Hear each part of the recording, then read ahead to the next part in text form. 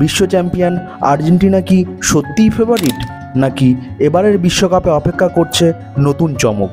মিশরের বিপক্ষে গুরুত্বপূর্ণ ম্যাচের আগে এমনই ইঙ্গিত দিলেন আর্জেন্টিনার কোচ লিওনেল স্ক্যালোনি।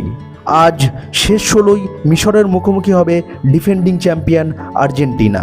ম্যাচের আগে সংবাদ সম্মেলনে স্ক্যালোনি স্পষ্ট জানিয়ে দেন, এবারের বিশ্বকাপে কোনো দলকেই নিশ্চিত ফেভারিট বলা কঠিন।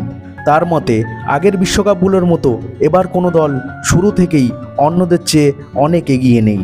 প্রতিটি ম্যাচেই দেখা যাচ্ছে কঠিন লড়াই, আর ছোট দলগুলো বড় দলগুলোর জন্য বড় চ্যালেঞ্জ হয়ে দাঁড়াচ্ছে। স্ক্যালোনি আরও বলেন, দীর্ঘ মৌসুম জুড়ে ক্লাব ফুটবল খেলার কারণে অনেক ফুটবলার শারীরিকভাবে ক্লান্ত। সেই চাপের প্রভাব পড়ছে মাঠের পারফরমেন্সেও। ফলে দর্শকরা যেভাবে বড় দলগুলোর কাছ থেকে দারুণ ফুটবল আশা করেছিলেন, বাস্তবে অনেক ম্যাচেই তা দেখা যাচ্ছে না।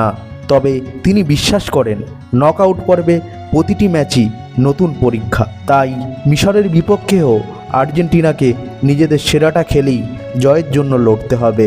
এখন দেখার বিষয়, স্ক্যালোনির এই সতর্ক বার্তার পর আর্জেন্টিনা কি চ্যাম্পিয়ন সুলভ পারফরমেন্স দেখিয়ে কোয়ার্টার ফাইনালে নিজেদের জায়গা নিশ্চিত করতে পারবে, নাকি মিশর উপহার দেবে আরেকটি বড় অঘটন? ধন্যবাদ। চ্যানেলে যদি নতুন হয়ে থাকেন তাহলে অবশ্যই সাবস্ক্রাইব করুন। আর হ্যাঁ, আপনার স্ক্রিনের সামনে যে ভিডিওটি ভেসে উঠছে সেখানে ক্লিক করুন, আপনার সঙ্গে ওখানেই দেখা হবে।